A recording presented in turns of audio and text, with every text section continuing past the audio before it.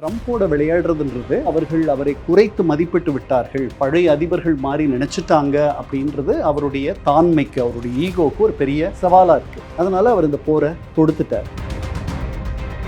உண்மையிலேயே தரை தாக்குதலை அவர்கள் நடத்தினால் எந்த அளவிற்கு அவர்கள் அழிவார்கள், எந்த அளவிற்கு உயிரிழப்பு ஏற்படும் என்பதை அமெரிக்க அதிபர் உணராமல் இருக்கலாம். அவருக்கு ஒரு தெளிவான ஒரு சிந்தனையில் இல்லை. அடுத்த டெட்லைன் கொடுத்துட்டாரு. இதோட ஒரு 6வது 7வது டெட்லைன். அதே என்ன தோணுதுன்னா, நீங்க நினைச்ச அளவுக்கு நீங்க பெரிய சூப்பர் பவர் கிடையாது, உங்களை அடிக்கிறதுக்கு ஒரு ஆள் இருக்கு அப்படின்னு.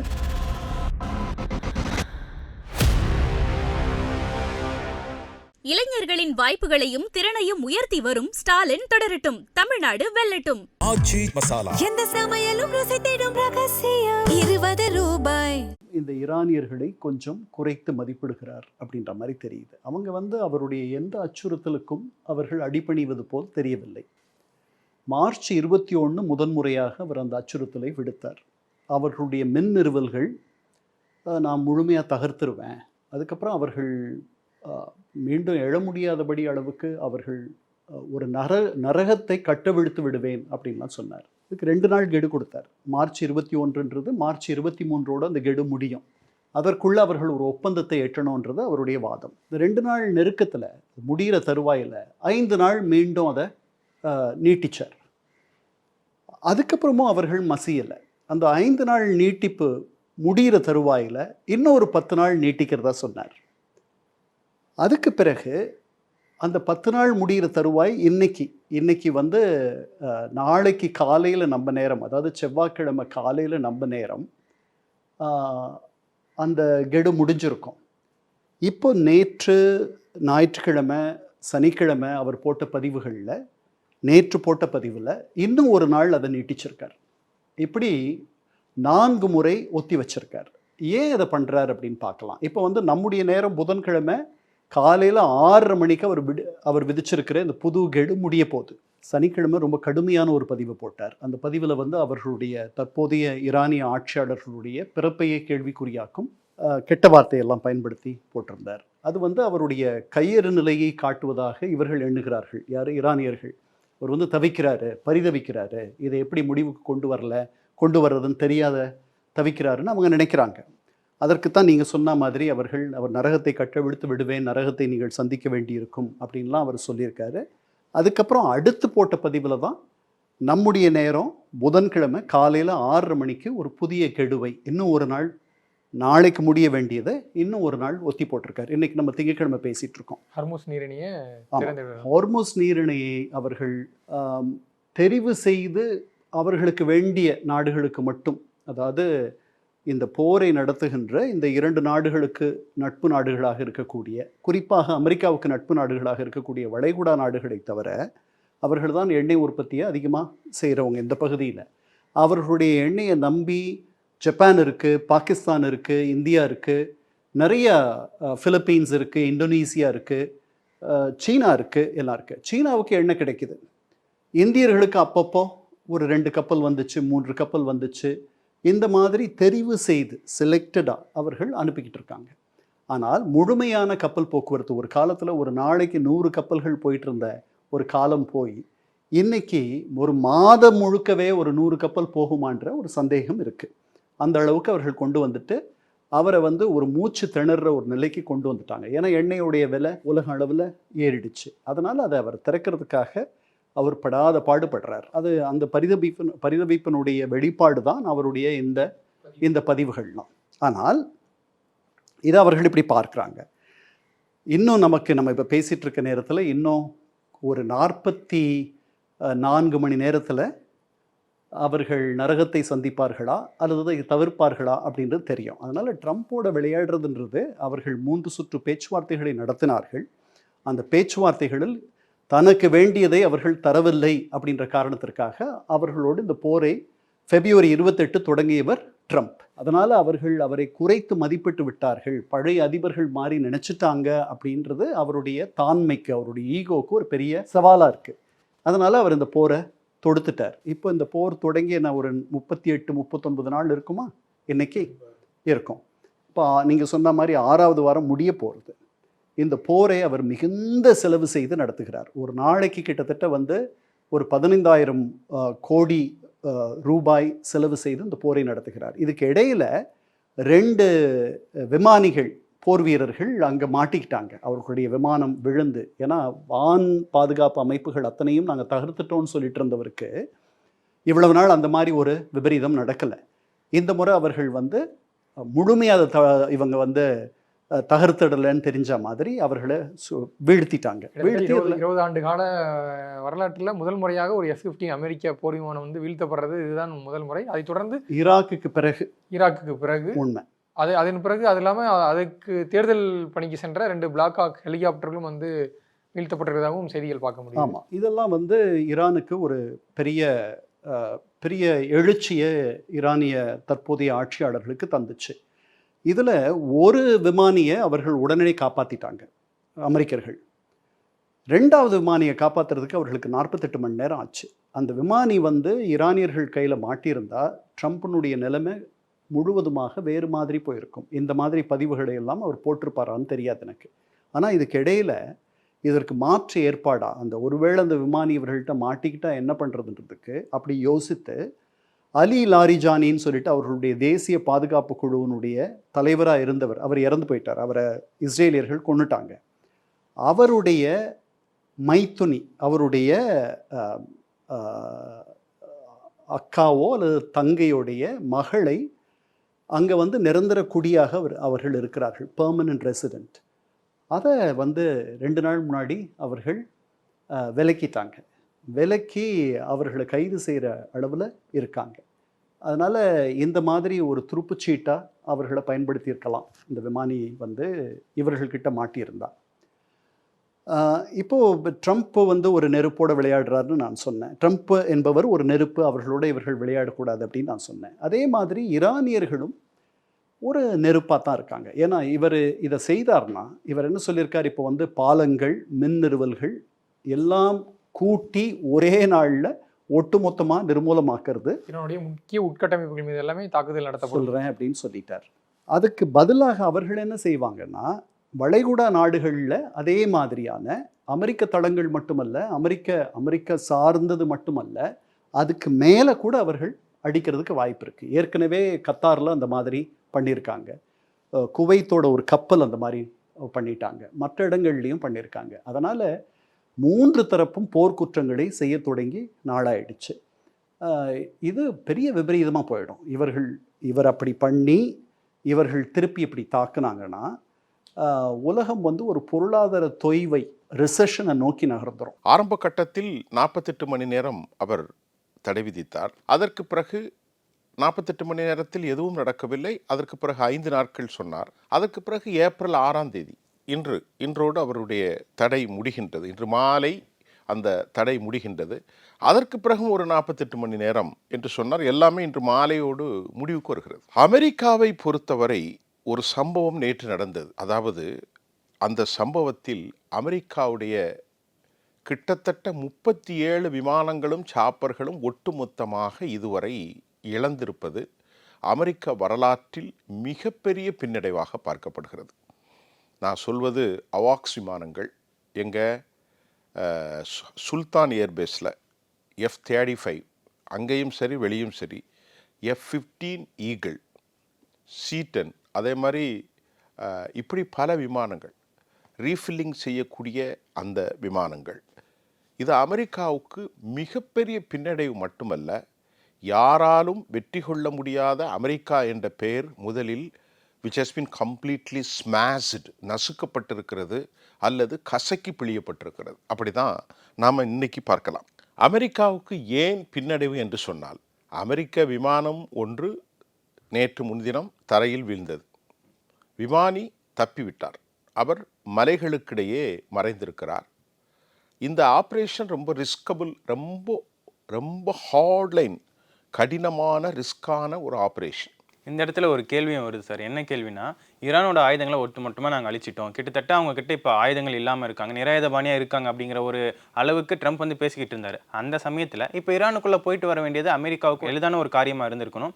அது மட்டும் இல்லாமல் தரைப்படைகளை உள்ளே கொண்டு போகிற ஒரு திட்டமிட்டிருக்காங்க. அப்போ ஈரானுக்கிட்ட இருக்கக்கூடிய அந்த ஏவுகணைகளோ அந்த தடுப்பு அமைப்புகளையோ வந்து அமெரிக்கா வந்து ஓரளவுக்கு அழிச்சிருந்தால் தான் இந்த மாதிரியான நடவடிக்கைகளை அவங்களால மேற்கொள்ள முடியும். அவங்களால அந்த நடவடிக்கைகளை வந்து எடுக்க முடியாத பட்சத்தில் அவங்க சொன்ன அந்த கூற்று வந்து இந்த இடத்துல பொய்யா இருக்கா, இல்லை அவங்க வந்து ஈரானுடைய ஆயுதங்களை அழிக்க முடியாமல் இப்படி ஒரு வார்த்தைகளை சொன்னாங்களா அப்படிங்கிற ஒரு கேள்வியும் வருது இல்லை சார்? அதாவது நீங்கள் சொன்னது சரியான கேள்வி.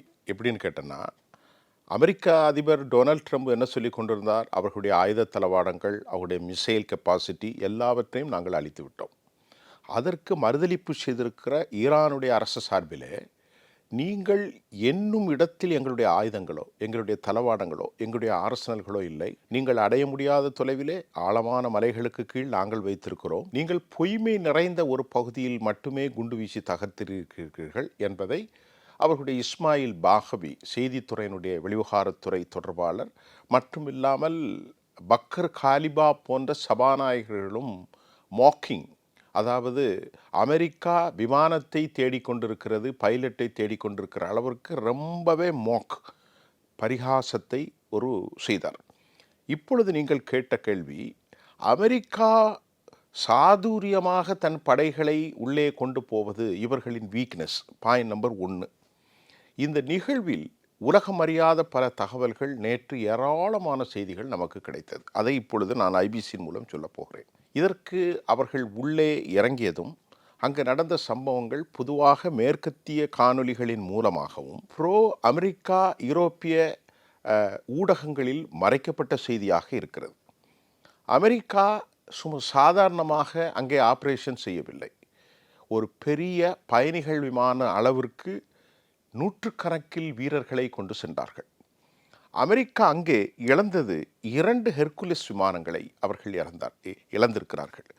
அமெரிக்கா அங்கே C-130 மற்றும் black hawks that has been fully destroyed, முழுமையாக அழிக்கப்பட்டிருக்கிறது அல்லது துவம்சம் செய்யப்பட்டிருக்கிறது. உள்ளே அமெரிக்கா இறங்கி அந்த ஒரு வீரரை காப்பாற்ற கிடைத்த தகவல்கள் சற்று முரணாக இருந்தாலும் 100 பேர் அளவிற்கு அல்லது அதைவிட கொஞ்சம் குறைவான உயிரிழப்பை அவர்கள் சந்தித்திருக்கிறார்கள். அது சாதாரணமான ஒரு ஆப்ரேஷன் அல்ல. அந்த அளவிற்கு மிக கடுமையான தாக்குதல் நடந்திருக்கிறது. மட்டுமல்ல, அவர்கள் அந்த பகுதிகளில் இறங்குவது ஹெர்மூஸ் வளைகுடாவில் பக்கத்தில் இருக்கக்கூடிய ஒரு மலைப்பகுதி. ஆனால் அதில் ஈரானிய இராணுவத்தினருடைய அந்த இதுகள் நிறுத்தப்படாத பகுதியில் தான் அவர்கள் விழுந்திருக்கிறார்கள். இந்த இராணுவ வீரர்கள் அங்கு வந்து சேர்வதற்குள் மலை கிராம மக்கள் தங்களுடைய ஆயுதங்களை தூக்கி கொண்டு 60,000 அமெரிக்க டாலர்களுக்கு ஆசைப்பட்டு இவரை பிடித்து கொடுப்பதற்கு அவர்கள் முயற்சி மேற்கொண்டார்கள். ஆனால் விளைவு என்ன நடந்ததென்றால், இவர்கள் போய் சேரவும் அவர்கள் ஆப்ரேஷன் நடக்கவும் மிக கடுமையான தாக்குதலில் நூற்றுக்கணக்கில் அல்லது 100க்கு சற்று குறைவாக ஏராளமான வீரர்கள், இந்த நான் சொன்ன இந்த ஹெர்குலஸ் விமானங்கள், C-130, பிளாக் ஹாக்ஸ், அது மட்டும் இல்லாமல் UX-60 ஹெலிகாப்டர்கள் இரண்டும் சோழி முடிந்தது. மொத்தம் 64 UX-60 ஹெலிகாப்டரில் 2 ஹெலிகாப்டர்களை புதை மணலில் சிக்கி மேலே தூக்காமல் அவர்கள் ஆபத்தான விவகாரத்தில் அவர்களை காப்பாற்றி கொண்டு சென்றதை நடந்த சம்பவம். இந்த சம்பவத்தின் மூலம் அமெரிக்காவுக்கு ஒரு விவகாரம் தெளிவாக தெரிகிறது. அமெரிக்கா இனி கனவிலும், நல்லா புரிந்து கொள்ளுங்கள், ஈரானுடைய மிக புரொடெக்ட் மண்டலமாக மலைகள் இல்லாத, ஆட்கள் இல்லாத பகுதியிலே தான் இவர்கள் இந்த ஆபரேஷன் நடத்தினார்கள். அங்கு ஈரானுடைய முன்னெடுப்பாடு கருவிகள் எதுவுமே இல்லை. அப்பேற்பட்ட இடத்தில் இவர்கள் இறங்கியனால் இவர்களுடைய சாப்பர்கள் நாசமாகிவிட்டது. நல்லா புரிந்து கொள்ளுங்கள், உலகம் முழுவதும் வந்த செய்தி. அதை என்ன செய்தார்கள் அமெரிக்கர்கள்? இந்த C-130 அந்த சாப்பர்களை மேலிருந்து குண்டு அடித்து முழுமையாக அழித்து விட்டார்கள். காரணம், அதனுடைய தொழில்நுட்பங்களை இவர்கள் தெரிந்து கொள்ளக்கூடாது. கடைசியில் தப்பி பிழைத்தோம் என அவர்கள் சென்றிருக்கிறார்கள். உலக அளவிலே வந்திருக்கிறது. அவர்கள் விலை கொடுத்தது, ஒரே ஒரு விமானியை காப்பாற்றுவதற்கு அமெரிக்கா கொடுத்த விலை ஏராளம். பல மில்லியன்கள் பெருமானம் உள்ள சாப்பர்கள், விமானங்கள். அது மட்டுமல்ல, அது நேற்று காணொலியிலே உறுதி செய்யப்பட்டிருக்கிறது. ரியூட்டர்ஸ் அதை உறுதி செய்தது. அது மட்டுமல்ல, ஏராளமான உயிரிழப்பு. இப்போது இந்த செய்தி என்ன சொல்கிறது அமெரிக்காவுக்கு? இந்த ஒரு சின்ன ஆப்ரேஷனில் இவ்வளோ இழப்பு. அமெரிக்க வீரர்கள் ஒரு சிறிய ஆப்ரேஷனில் பாதுகாப்பு மண்டலம் இல்லாத வெளிப்புற படத்தில், இது ஒரு அவேர்னஸ் இல்லாத ஒரு இடத்தில் இத்தனைக்கும் அவர்கள் அழிந்திருக்கிறார்கள் என்றால், உண்மையிலேயே தரை தாக்குதலை அவர்கள் நடத்தினால் எந்த அளவிற்கு அவர்கள் அழிவார்கள், எந்த அளவிற்கு உயிரிழப்பு ஏற்படும் என்பதை ஒருவேளை அமெரிக்க அதிபர் உணராமல் இருக்கலாம். அவருக்கு ஒரு தெளிவான ஒரு ஒரு ஒரு சிந்தனையில் இல்லை. அமெரிக்காவுடைய பீட் ஹெர்ட்ஸ் மற்றும் உண்டான தலைமை பொறுப்பாளர்கள் அனைவரும் அறிந்திருப்பார்கள், ஈரானோடு நாம் போரிடுவது அவ்வளவு சாதாரணமான ஒரு காரியம் அல்ல என்பதை அவர்கள் தெளிவாக தெரிந்திருப்பார்கள் என்பதை நாம் சொல்ல வரும். அமெரிக்கா தரைப்போரை பற்றி இனி சிந்திக்கவே கூடாது என்பதை ஆக்சியோஸ் மட்டுமல்ல, வாஷிங்டன் போஸ்ட் மட்டுமல்ல, நியூயார்க் டைம்ஸ் தெளிவாக சொல்லியிருக்கு. இதெல்லாம் ஈரானுடைய அரபு ஊடகங்கள் அல்ல. ஆக்சியோஸும் வாஷிங்டன் போஸ்ட்டும் நியூயார்க் டைம்ஸும் ரியூட்டர்ஸ் எல்லாமே தெளிவுபடுத்தியிருக்கிறது. இந்த operation had been done perfectly. ஆனால் ஆப்ரேஷன் முடிந்தது ஃபேஷன் காலின்ன மாதிரி. புரியுதா உங்களுக்கு? நோயாளி சக்சஸ் பேஷண்ட் காலி. ஆனால் ஆப்ரேஷன் சக்சஸ், ஒரு ஆளை தூக்கி விட்டார்கள். ஆனால் ஏராளமான பேஷண்ட் இறந்த போயிட்டார்கள் அல்லவா, ஏராளமான சாப்பர்கள் இழந்து போய்விட்டது அல்லவா, இவருடைய தொழில்நுட்பம் அங்கு செல்லவில்லை அல்லவா. இனி வருங்காலத்தில் உள்ளே நுழைந்தால் இதுதான் கெதி என்பதை ஈரான் நிரூபித்திருக்கிறது. ஓகே சார், இந்த சம்பவங்கள் எல்லாமே ஒரு பக்கம் பெரிய அளவு பேசப்பட்டு, அதே சம்பவத்தில் பார்த்தோன்னா பீட் எக்ஸிட் அமெரிக்காவுடைய தளபதியை மாற்றிருக்காரு. ஸோ அது எந்த மாதிரியான செய்தியை சார் சொல்லுது? அந்த இடத்துல என்ன மாதிரியான பிரச்சனைகள் இருந்ததுக்கான சாத்தியக்கூறுகள் இருக்குது சார்? இது ஏற்கனவே 2 தினங்களுக்கு முன்னால் வந்தது. பீட் ஹெர்ட்ஸ் மட்டுமல் அந்த அதிகாரிகளுடைய தளபதி மாற்றப்பட்டிருக்கிறார், போலீஸ் துறை தலைவர் மாற்றப்பட்டிருக்கிறார், நிதித்துறை செயலாளர், அமெரிக்காவினுடைய ஃபினான்ஸ் செக்ரட்டரி அல்ல, ஜுடிஷனரி மாற்றப்பட்டிருக்கிறார்கள்.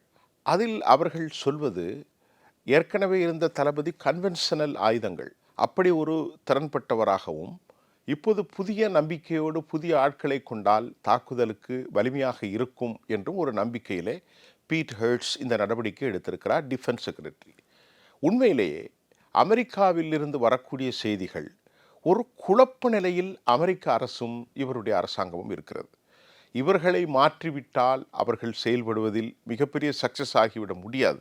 அப்படி என்றால் அவர்களுக்குள் ஒரு விதமான குழப்ப நிலை, கருத்துருவாக்கம், மாற்றல் சிந்தனை, டிசென்ட், கருத்து மாற்றம் வந்ததனால் நீங்கள் பாருங்கள், வெற்றிகரமாக அமெரிக்காவினுடைய அதிபர் அதிகம் பேசுவதில் அவர் என்ன பேசுகிறார் என்று அவருக்கே தெரியாது. ஒரு உதாரணத்தை நான் உங்களுக்கு சொல்கிறேன்.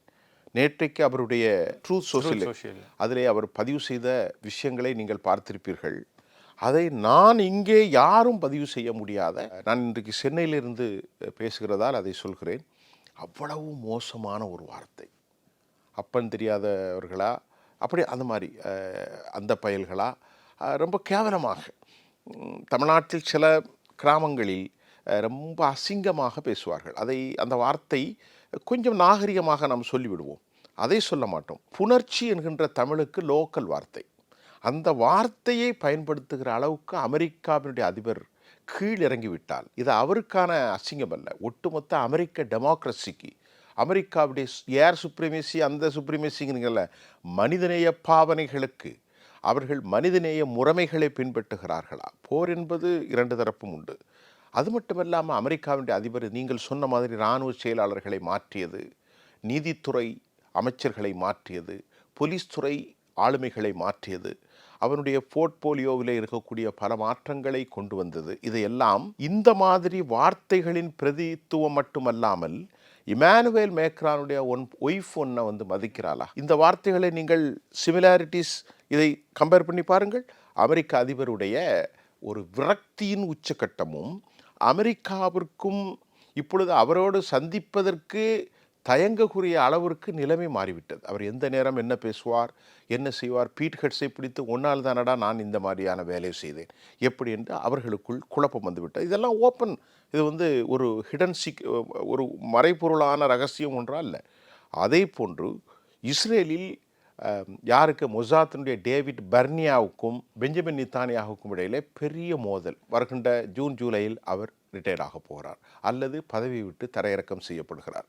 இந்த 2 பேரும் செய்திருக்கக்கூடிய வேலை இன்றைக்கு உலகத்தை எவ்வளவு பால்பட்டிருக்கிறது என்பது அவர்களுடைய விரக்தியின் வெளிப்பாடும். நீங்கள் கேட்ட கேள்விக்கு இந்த மாதிரி போர்ட்போலியோவை அதாவது தளபதிகளை மாற்றியது, நிதித்துறை தலைமை பொறுப்பு எல்லோரையும் மாற்றியதால் என்ன மாற்றம் ஏற்படும்? ஒரு மாற்றம் ஏற்படாது. இந்த விஷயத்தில் வந்து போர் வந்து அமெரிக்கா, அதாவது அவங்க ஸ்லோகன் என்ன, மேக்கிங் அமெரிக்கா கிரேட் அகெயின், மகா. அதுக்காக வந்து உலகத்திற்கு எல்லா ஒரு 80% மக்களை வந்து நீங்கள் வந்து பட்டினி போடுறதும் அவங்க வாழ்வாதாரத்தை அழிக்கிறதும் எவ்வளோ மோசமான ஒரு விஷயங்கிறது தான் தெரியுது. அதுதான் முதல் விஷயம். ஆனால் இப்போ அடிப்படையிலே என்ன விஷயம்னா, இப்போது அவர் ஜெயிச்சிருவா, இப்போ வந்து அடுத்த டெட்லைன் கொடுத்துட்டாரு. இதோட ஒரு 6வது 7வது டெட்லைன்.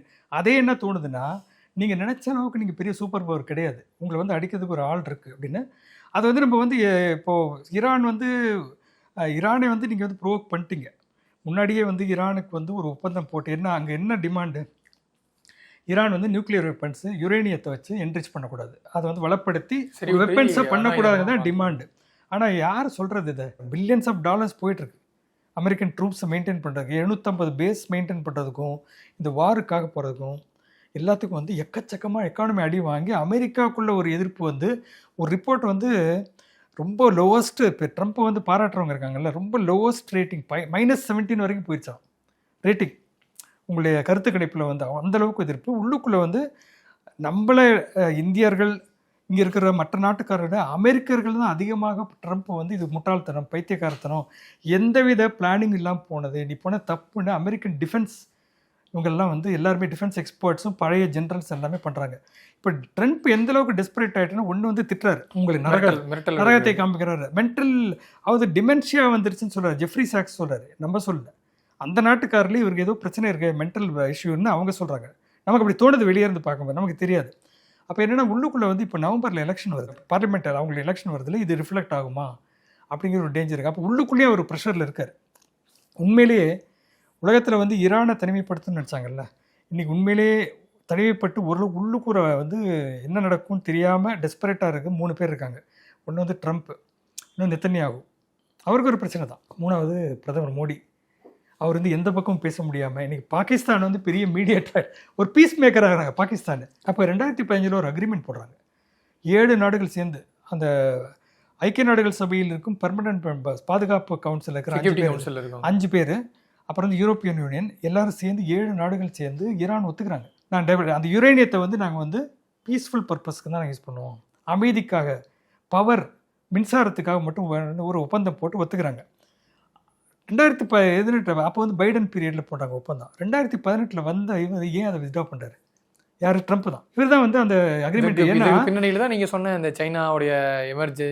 ஆமாம், எல்லாமே அப்போ மிசைல் வந்து டெவலப் பண்ணுறாங்க, மிசைல் டெக்னாலஜி வச்சுருக்கேன். அப்போ நீ வந்து ஈரான் என்பது நாடு வந்து எந்த வித டிஃபென்ஸ் இருக்கும். நீ வந்து பக்கத்தில் இருக்க இஸ்ரேல் வந்து நியூக்ளியர் பவர் வச்சுருக்காங்க, நீங்கள் சப்போர்ட் பண்ணுறீங்க அந்த இஸ்ரேலுக்கு எதிராக போடப்பட்ட தீர்மானங்கள் ஜெனரல் அசம்பிளியில், யுனைடெட் நேஷன்ஸ் ஐக்கிய நாடுகள் சபையில் போடப்பட்ட தீர்மானங்கள், அதுக்கு எதிராக போடப்பட்ட தீர்மானங்களே அதிகமாக வீட்டோ பவர், அந்த பவர் இருக்குல்ல, வீட்டோ பவர் யூஸ் பண்ணி அதெல்லாம் காலி பண்ணதே அமெரிக்கா தான்.